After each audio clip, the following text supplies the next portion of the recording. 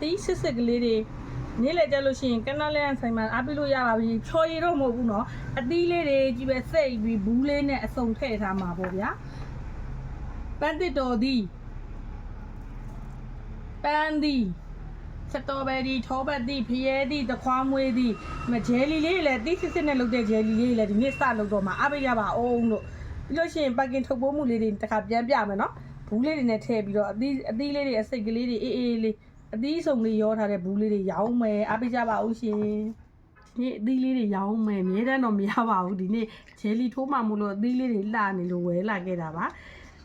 ထောပတ်သီးပါတယ်ပန်းသီးတခွားမွေးစတော်ဘယ်ရီဖယဲသီးပန်းတစ်တော်6မျိုးဒါတပုတ်3500အရန်ကိုတန်ပါတယ်တကယ်တန်တယ်နော်ဒါလုံးဝအမျက်မယူထားပါဘူးစရောက်လာမှုလို့ပါရှင်ညနေကျရင်ကနလန်ထွေးဆိုင်မှာလာပြီးအားပေးကြပါအောင်လို့ဒါတကယ်နော်တကယ်သေးသေးရောင်းကျင်လုံးဝမျက်မပါပါဘူးရှင်စရောက်နေရလေးမှုလို့တက်တာလေးနဲ့စားသေးခြင်းလို့မလို့အားပေးကြပါဦးရှင်ဒီ6မျိုးတောင်မှပါတယ်80ရာလေးဖြစ်အောင်လို့စလုပ်ကြည့်ရှင်လို့ခုမှစလုပ်တဲ့ဟာလေးမလို့အားပေးကြပါ80ရာလေးပါကျေးဇူးတင်ပါတယ်